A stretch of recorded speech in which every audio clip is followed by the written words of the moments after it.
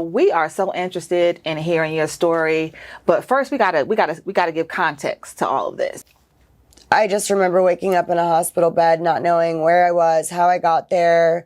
Couldn't really feel anything, couldn't really move. I was coming out of a coma, basically, from a flesh-eating bacteria that I caught in the Bahamas. But there was nothing, no indication that this happened there, but when you got back, you was just in extreme pain. I was found unconscious on my kitchen floor by my little brother 2 days later. It was really a flesh-eating bacteria growing inside of me and coming up my whole side. The doctors, when I woke up, said that I was so fortunate. If I had gotten there 30 minutes later, I wouldn't have survived. I mean, the medical bills and everything were over $6 million when I got out. Really? Jeez.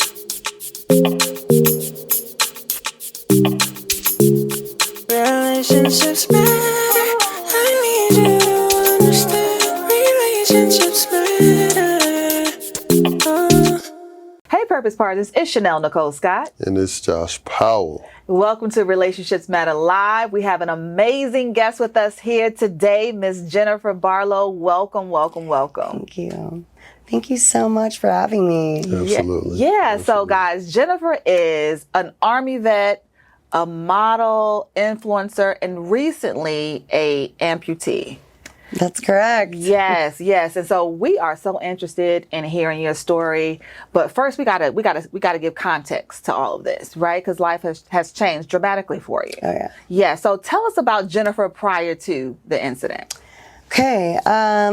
So I was in the Army for 4 years, active duty. Wow. Deployed twice to Kuwait, went to a mission in Iraq. And that's actually what brought me to Atlanta. And I was stationed on Fort McPherson, which is now Tyler Perry Studios. Wow. So I used to live there, and then after I got out of the Army, Tyler Perry purchased that land from the city. So the military ended up moving that base, but I got out of the Army and I stayed in Atlanta. Okay. And I pursued acting and modeling and just all kinds of fun young 20s activities you can imagine, and really loved this city so much and thrived. And fast forward to 2020, November of 2022, I got my first lead role in a movie and feature film. Did that and we wrapped. I had the holidays and then went to the Bahamas for vacation, just a quick little getaway. Everything was fine, had a blast. When I got home, I started feeling sick and progressively got worse and was unable to walk. And I went to the hospital. I couldn't walk on my leg. My right knee was hurting so bad. And so you didn't know what was wrong? It was just there pain. was no sign of infection or anything. And no injury or nothing that you knew of? No. I did shave my legs that morning of the last day of the Bahamas. We went on this beach trip and we were in a boat for like 8 hours and everything was fine. We went to Pig Island. Anyway, so we tried to like connect the dots and figure out where I got the bacteria from, but who knows? It could have been all of it. So you had there was a bacteria that you had contracted. Yep. So yeah, I went to the hospital, and when I got back, I wasn't feeling good. Couldn't walk on my leg. Was treated as a sprained knee, and then I was found unconscious on my kitchen floor by my little brother 2 days later. And he for some reason the ambulance wouldn't come get me. Something had to do with me using my VA insurance. So he called the fire department and EMS, and they wrapped me up in a sheet and carried me down a bunch of steps and put me into the back of my brother's car. And he rushed me to the VA hospital. And I just remember waking up in a hospital bed, not knowing where I was, how I got there. couldn't really feel anything, couldn't really move. I was coming out of a coma, basically, from a flesh-eating bacteria that I caught in the Bahamas.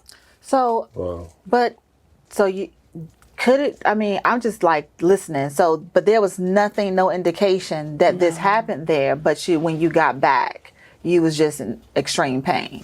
Yeah, exactly. I can show pictures and send them to you guys, and you can cut to what I looked like. But my leg was so swollen, and it had grown like double the size.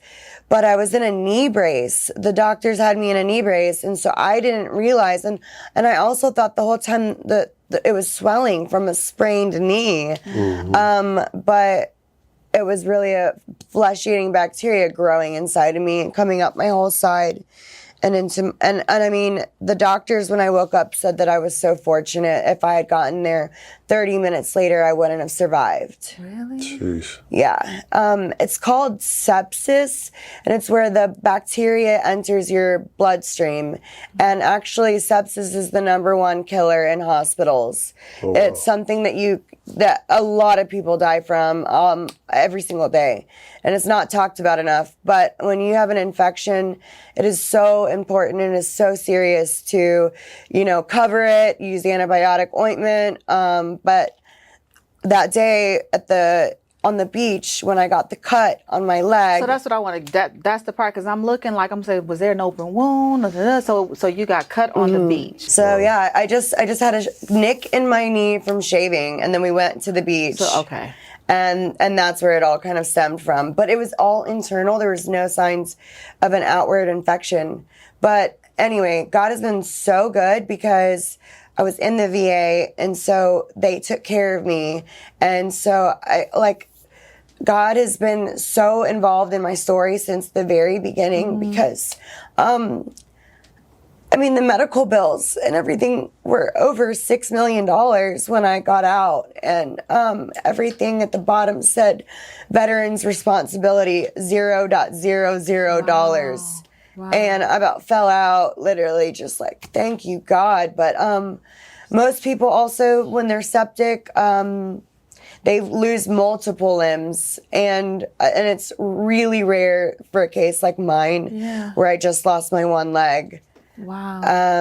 I'm extremely lucky. I got to keep my butt, got to keep other parts of my body. And so I went through a really long year of recovery, a year and a half of recovery, and I'm just not getting out and about and sharing my story because I just know how finite our life is here on earth. And I got to tell everybody about how God has literally, helped me with the power of community. My friends, the entire city of Atlanta was donating to my GoFundMe, and I woke up to these beautiful messages from people that I didn't even know, cared about me. So let me ask you was extremely active before this incident. Like you said, you was doing all these wonderful things. You retired out of the Army. You were acting. How has your life transitioned? What is it like now? Are you still doing the things that you used to do? How has the recovery process been? So I'm just now getting back to doing the things that I love to do. Okay. It's a process because my body doesn't work the same way with a prosthetic that it did before, but I'm going to learn it and get the hang of it. But I was really bad off for about a year. I got out of the hospital May 31st of 2023, and I live alone, and I just, you go through so many different stages of grief, and there's the depression and the anger, the confusion, the disassociation, it doesn't feel real. Yeah. I would wake up every day out of the hospital, feeling down on my leg and realizing that it wasn't just a bad dream. Wow. And that it was my real life. And, it hurt really bad. There was so much pain to losing a leg. Right. I didn't feel like a whole person.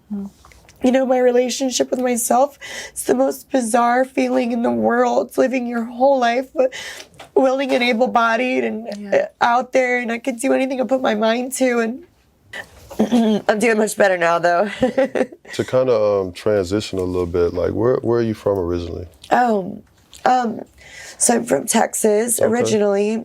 Grew up as an Army brat, like living around the world, really. Yeah. And so I always considered myself a citizen of the world, like not just American, but that's what made me want to join the military myself. Number one, I wanted to do something for my country and contribute to our freedom. That was so powerful for me to make that oath and dedication. And number two, I wanted to travel again, and it sent me straight to Atlanta. I joined trying to think I was going to get Hawaii as a duty station, but they sent me to the exotic Atlanta. There you go. And I'm coming from Alabama at the time. Right. But it actually ultimately did give me a beautiful chance to travel the world.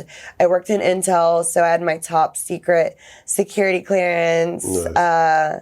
It was a really cool job. And so, when I did my time, I did my 4 years, and I got out.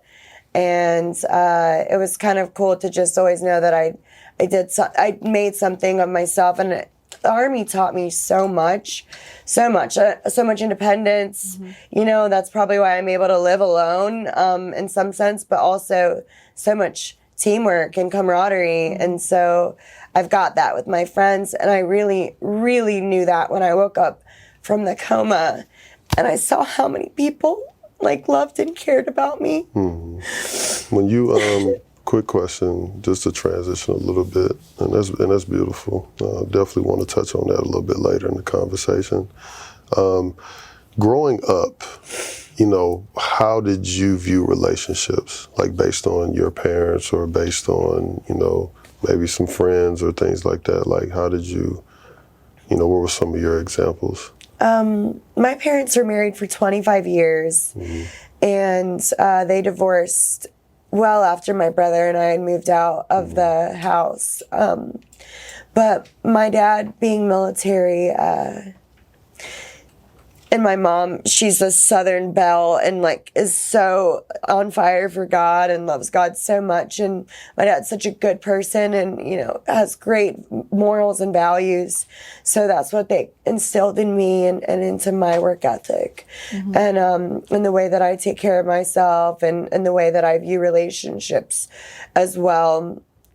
And so I actually was fortunate enough to fall in love and be madly, deeply in love in my past. On one of my first deployment, I met a guy that was an Army Ranger, and he was so impactful in my life. We were together for 5 years, and we were engaged, but he taught me to believe in myself and to work for something. And he taught me to go for a Soldier of the Month competition. And I didn't think I could do that or make that, but there was a lot of stuff that you have to study. And then there's the fitness aspect. So he would run me around the track late at night in Kuwait after we would get off work and help me pick up my run time and then quiz me and drill me on all of the questions. And we did that together, and I blew it out of the water for Soldier of the Month, and then came Soldier of the Quarter, and I did the same thing. And it was really, really cool to go through those things. It's kind of scary to be, saying all these questions and reciting answers in front of generals and, on the military base and against the other top soldiers and the other units. And I won. And then I got to compete in Soldier of the Year for the United States Army. And that was really cool. So he taught, the foundation was we were friends first on our deployment.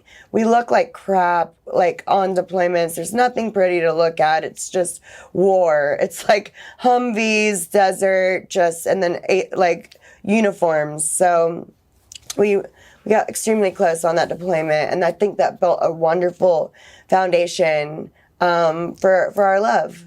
Awesome. So when we get back, definitely want to talk a lot more about your principles, morals, and values, and then see if we can take a little bit of a deeper dive into that relationship when we get back. Relationships matter. Relationships matter. Welcome back to Relationships Matter. So, Jennifer, before we get into the morals and the values, because I hear you had this lively relationship when you were in the Army, right? Yeah. And you never told us how, if he's still around, and you just had an active relational life prior to the leg incident. Yeah. I want to know what your relationship life is right now. Like, since that has happened, is it different? Do you still meet people? Do people discriminate? How does that look? Well, I do have some pretty interesting DMs lately on Instagram. So they don't discriminate. This happened to me. Let's be clear, they do not discriminate. Okay. But honestly, I remember waking up in the hospital bed, coming out of a coma, and thinking about, like, is anybody ever gonna love me again or want to be with me like this? Yeah. And then I was thinking about the last people I was with, and I was like, I don't even want that. I don't want anything to do with the dating culture that I was participating in for no reason.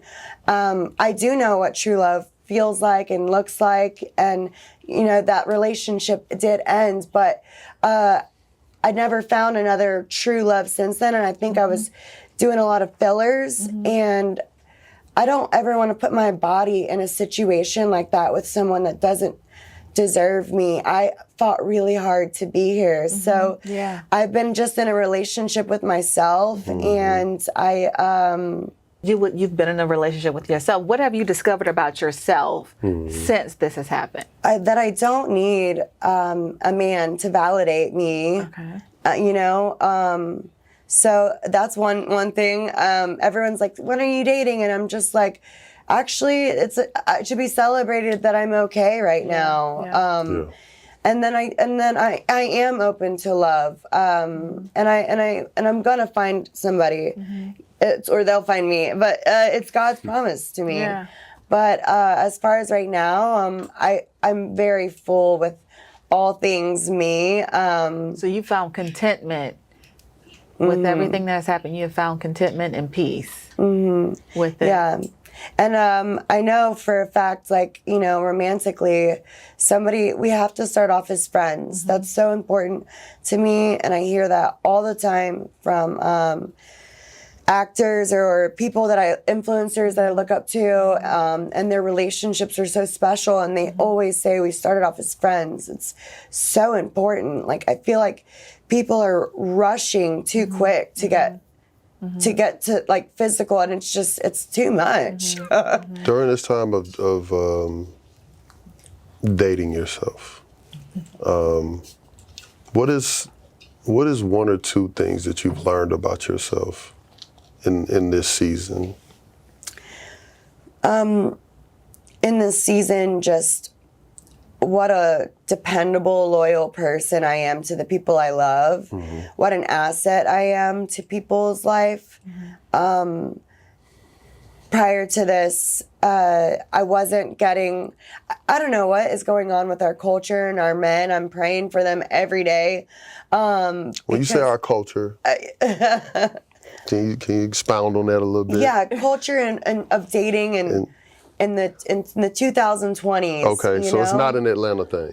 It's not an Atlanta thing. Thank you. All right, No, we I got was that getting on ready to say camera. it was an Atlanta Don't be hating. I was going to say it's an Atlanta thing, but go she ahead. didn't say that. There we go. It's not an Atlanta thing. I think we have so much out there for media for women, and we celebrate like feminine, and men can be women and dress as women and everything, but we don't have enough going on for a man's man at all. There's nowhere to go anymore. I feel like there's so many places you can find makeup tutorials, etc. So I just think there's a problem with our men right now, and so if that's the case, I might have to.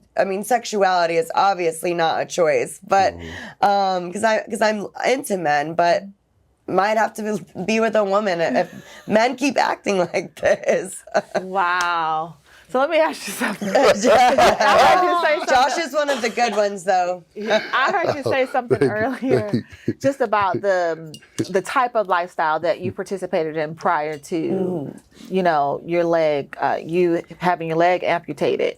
What is different about how you approach dating, or even just the idea of being with a man? What's different from then to now about you? Yeah, I definitely have more wants and different needs from a man now. And it's going to be somebody that, you know, truly cares about me and invests in me and wants to get to know me. And what does investment look like? We're going to help some brothers right now. What is that? Because I think, you know, when women speak to that, right, most men may look at that as maybe it could be financial, maybe it could be, you know what I'm saying? So what does that look like, at least from your perspective? Yeah, and to me, an investment could be just mostly time is what matters to me most now. You know, security in a man, because I can do it all by myself. But if I'm going to have somebody in my life, it's going to be someone that can add to it, you know, and we grow together. But if a man has the, you know, assets to help me in other ways, awesome. That'd be great. And I love when I've dated men in the past that have contributed to my life and my growth in other ways, like financially or career-wise, vacations. Let me ask you, so it sounds like the incident is unfortunate. I just want to say that. But it sounds like this whole ordeal has allowed you to evolve and grow and develop. And you talked about values and morals, and now all of that comes to the surface and you like, I want more. Yeah, exactly. When I'm dating, I want it to be not just about the surface crap anymore. Like, it's got to be deeper. What is surface?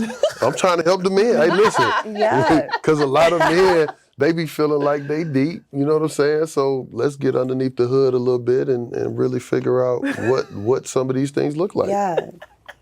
So for me, Jennifer Barlow, surface level crap is just sex, like straight to it. Like not taking your time. I mean, and if you say I would like to take my time, they pressure you.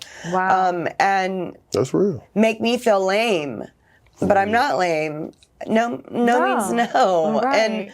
But it also is like helping. This has actually kind of been more of an asset for me than anything, because it's helping me weed out the fools. Like in the past, I would be bamboozled a lot. It's like a wolf in sheep's clothing. Like, you go out on a date with them and you get a little too tipsy, and next thing you know, you're like, whoa, that's not where I wanted my night to go. There's been so many instances of that, but it just became normal to me to accept that that's how men are. Yeah. And I don't want that anymore. Right. I'd rather be single, honestly. So, and I truly think that, you know, having that love in my past, and it was so rich and it was so intense, has saved me from a lot of crap, because my girlfriends, they go through it a lot. And I think maybe that's traumatized me too from dating. So anyway, I do have some work to do on like trusting men, you know, and their intentions with me. Because unfortunately for y'all, the majority of y'all act in a certain way. But you know, it could be the same thing for us as women. We're only into the material things, and you know, we're told all that. But I think underneath all of that is actually like really good people wanting the right thing and wanting something real. But for some reason on Instagram and social media, all the fake crap is what's being broadcasted, the unhealthy examples of relationships. What's the one or two things, if you don't mind sharing, that first love brought to you? Like, what made you feel safe, secure, in love, whatever it was that you felt that came from that relationship? He never gave up on me. And he was a little older than me, and he was wiser, and he would give me really good books to read on expanding my consciousness. And this was like 15 years ago, and no one really knew about Eckhart Tolle, his book A New Earth, The Alchemist. He would give me and invest in me by giving me books to read. And kind of teaching me love. And I just still had this childlike way of dealing with a lot of stuff and rage and tantrums. And, oh, you're not going to treat me like that. But in time, after, he kept wanting to he kept coming back and working with me. So I got to ask. Forgiving me. Well, before you ask, what about this shameless plug? Because she says she loves books now. So, I'm gonna go ahead and turn around real quick. I love that. That's a great segue. But you go ahead. I was gonna say, she's talking about this man 15 years later. I want to know, where is he? And we need to go ahead and put that on record. So if he comes across this show, where is he? Well, thank God for me. When we finally called it quits, he moved to Hawaii and he started working for the Ranger Regiment in Hawaii, Special Forces in Hawaii, excuse me. Yep. So, if he was still in the town, it would have been that vicious, talk. Towards the end, it was toxic, and we had to let each other go. But it's very hard when you're in the same city. What was toxic? What were the things that showed its head in y'all's relationship? Yeah, the arguments, just became. Because I'm sure, because both of y'all being active, PTSD, right? Would that be that would probably be real heavy. So, and I want to say this in the best way I can. No, for sure. On camera, so that, I don't hurt him or any of his friends, but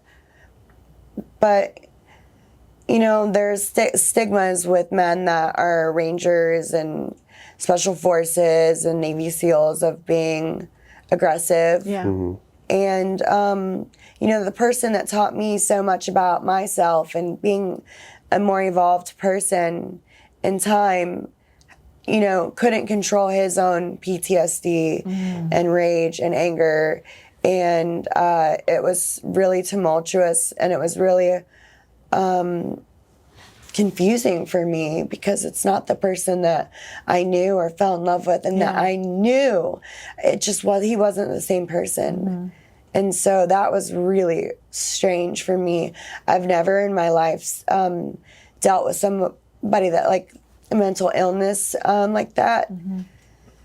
To watch somebody just become someone that they're not. So I had to let him go, but he made me such a better person. And so, at my core, those values have always stuck with me. And, training for Soldier of the Year, that helped me push through and fight in the hospital for my life and keep giving the extra, energy that I might have towards a situation and keep fighting. And it's part of some of the values that I still have today. And I know that there are other people out there that are good people and that want the same things that I want. Just where are they? Comment below. Or slide in my DMs. Wow. I'm just kidding. Well, I know they coming, man. Especially my city, And it's we have a level of appreciation across the board. Please. You know what I mean? Don't be no hater. Please. She said, Please. don't be no hater. And I feel like Anyway. it's going to be God's timing too. Isn't His timing the best? Yeah, it is. So It absolutely I'm not is. even worried right now. I'm really focused on making me the best person that I can be. So when he does walk into my life, I'll be a compliment to his life as well. I'm like, oh, there you are. Cool. Now let's go do all the fun stuff, travel the world, play, everything, Yeah. But I don't know him right now as of today. You didn't reach out to him and let him know what happened? He doesn't even know. No, he knows. Oh, he knows. Okay. Yeah, he wanted to rush back to Atlanta and take care of me. And I thought that would have been a really nice and sweet idea. That would have been nice. But I thought about it and I'm like, I can just see him like 1 week later out partying and like I'm still at home, stuck in bed with my one leg. And I was like, and maybe that wouldn't have been the case, but I was like, just shutting down that scenario. The chapter's closed. Yeah. And it's okay to love someone in that time and move on and no hard feelings. Because it's a fresh start, I think, You can glean the principles that you learned from that relationship, take the good from the bad, and then just start a whole new chapter You fresh. don't put new wine into old wineskin. That's right. Yeah. We gonna pause on that note because she just gave us a bar, and we will be back. Relationships matter. Relationships matter. Welcome back to Relationships Matter. So, Jennifer, I have to ask you the house question. Why do relationships matter to you? To me, relationships are the most important thing in my life. You can't take any of this with you. Right. But your job, what makes your life most enjoyable is love and compassion for others and, the memories we make with each other. That's what's most important to me. What does love look like to you? What does love look like to me? It's unconditional. It's liberating. It's vulnerable and scary, but it's so invaluable. Love is so it's the best. I would say, what is your vision for your romantic life moving forward? Like, how do you see it? What do you see in the future for yourself? I don't know. But what do you want? Let me say that. Yeah. I want somebody that is gonna love me for me and somebody that I'm, mutually attracted to and hopefully someone successful, just like the normal things that everyone wants, I feel like. Do you think that that's something that most people want in the dating world this day? Someone that loves them for them. Yeah. Do you think that's something that most people genuinely want though? I feel it's genuine from you. Yeah. But I don't know if the world views it that way. Because earlier, right, in the conversation, you mentioned, the social media era and all these the differences in men nowadays, right? You talked about that a little bit, but do you really feel that we are genuine as a people when it comes to wanting true love? I think so. I think everybody wants the true love person that's attractive, wealthy, fun. I think that everyone's core, that's what I think everyone wants. I think everyone wants to be loved. And that's probably the root of a lot of problems these days, is someone wasn't loved enough, as a child or as an adult by somebody. If everyone was loved a little bit more, it would be a way better place here, collectively. That's my opinion. What I'm learning is that people want to be loved in the areas where they have a deficiency, where it's deficient. Like if you struggle with abandonment, then that's where you want. Whatever that trauma is. Whatever that trauma is. Some healing. That's fair too. That's fair the too. area where they want it the most. Like you were saying, some people could be a little bit rushy or aggressive and so I heard you say, I want someone who's gonna love me for me and be more patient and slow down, because that's where the trauma or the issue is in that space, that based on your experience. For me, it's rejection, so I want to be accepted, and I want to be seen, and that comes out of my trauma. Yeah. I got a quick thought, right? Because I know you're on a personal journey, right, of healing, and you're doing the work to be your best self. In the midst of the journey, what do you feel is maybe one or two things that, for where all the work you've done to where you are now, what do you think could be like one thing or maybe two things that you still need to work on in your journey, your personal journey. That's also a part of the things that you want moving forward. Yeah. I think allowing help is an area. Allowing someone to come in and help is a big one. I need to work on allowing others to help, because I know that when I help, it's not a burden. There's a reason why I'm helping. I'm helping because it makes me feel good to do nice things for others, and I have to remember that that's probably how that person is feeling. I'm not a burden. This person does want to like help with anything.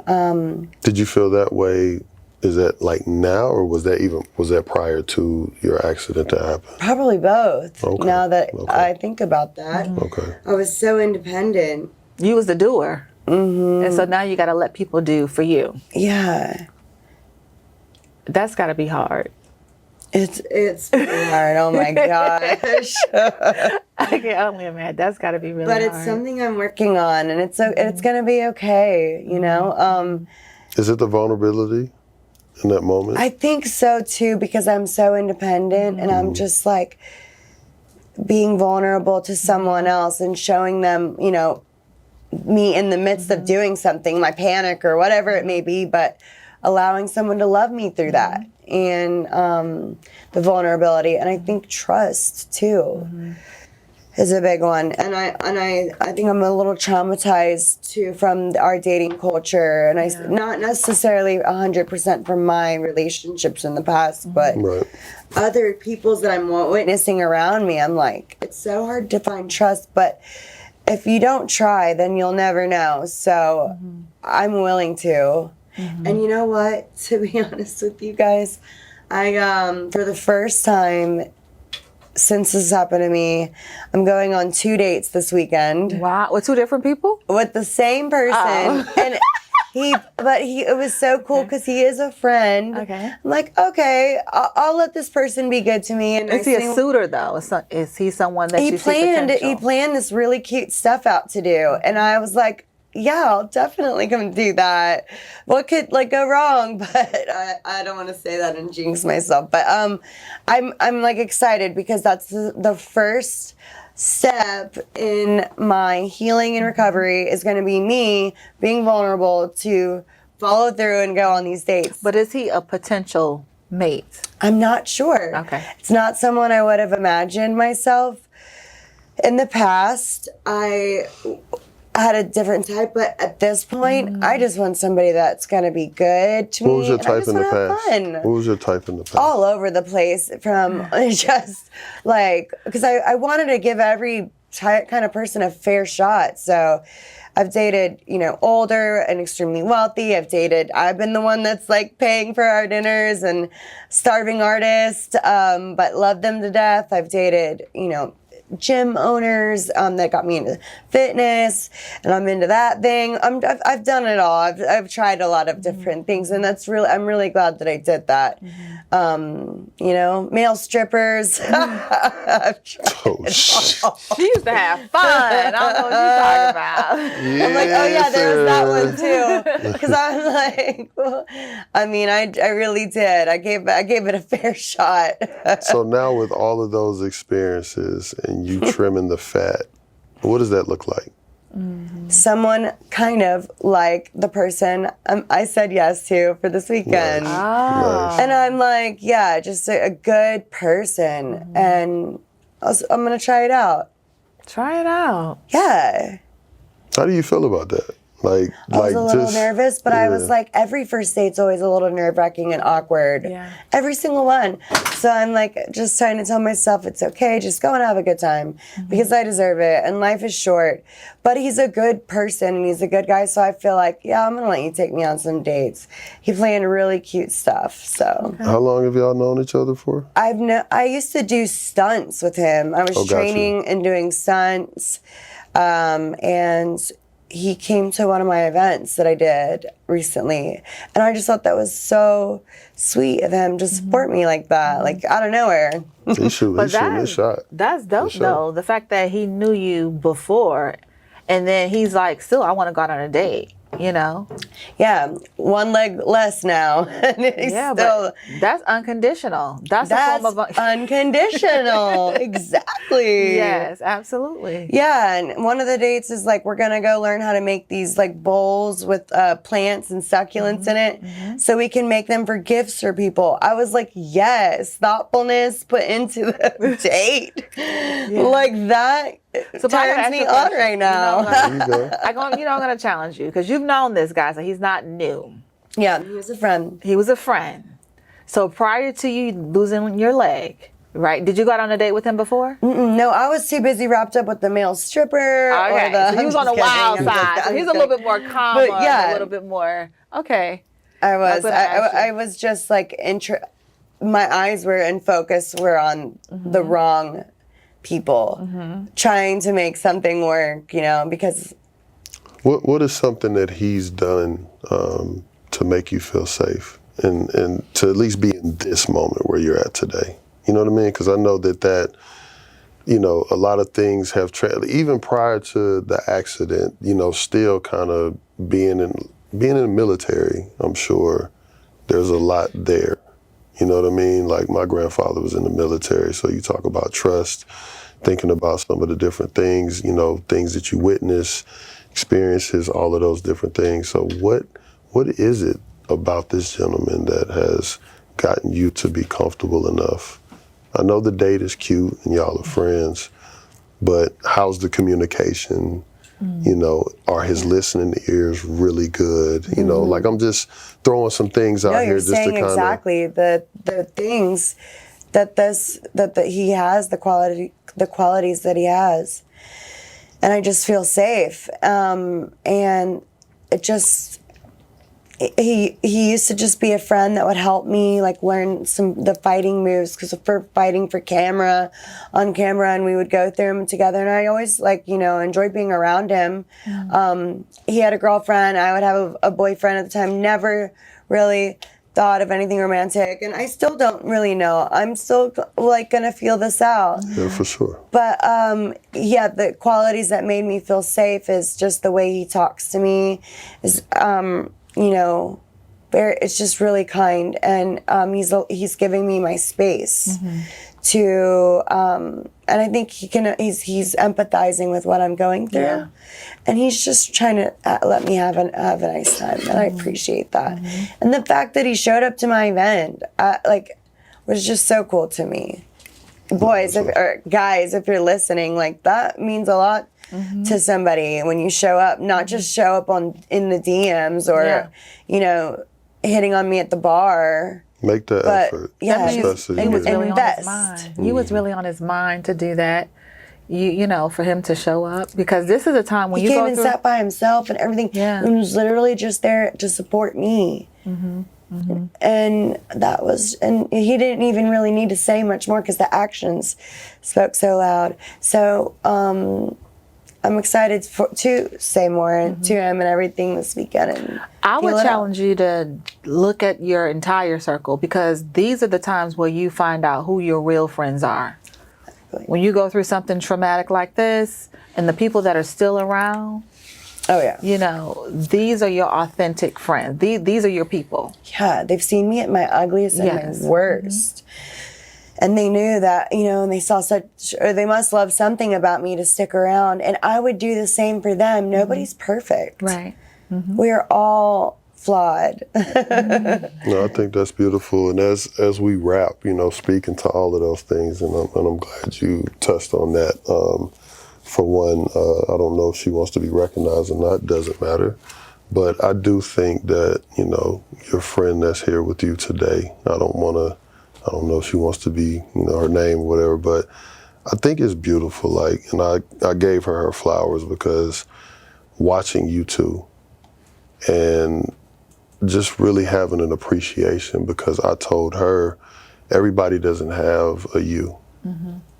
Somebody that really shows up, that's loving, kind, caring. I know y'all have y'all's friend stuff, but the fact that you have that type of support, and I just wanted to salute her for being that person for you, but also salute you, because you are that person for her and you give her something, therefore it's mutual.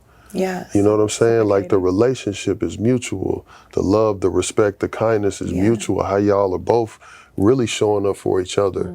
There's a lot there. And, you know, we talk about a lot about family and this and that and whatever on this show, but I think it's a really good time to speak to like the friendships.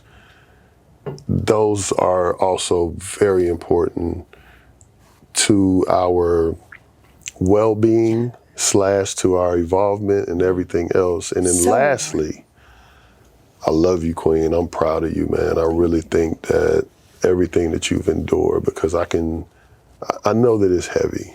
It can't be easy, right? It can't be easy to move normal, you know, and be able to put your pants on or get up by yourself, all those little things that we take for granted.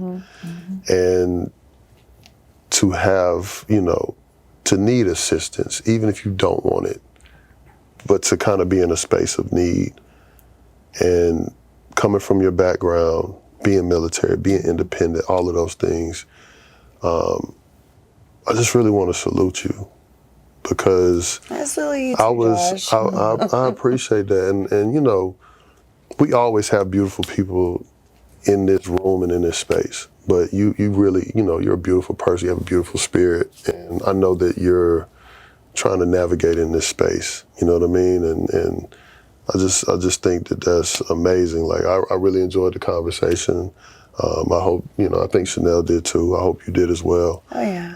But I just think it was important to just let you know, keep going.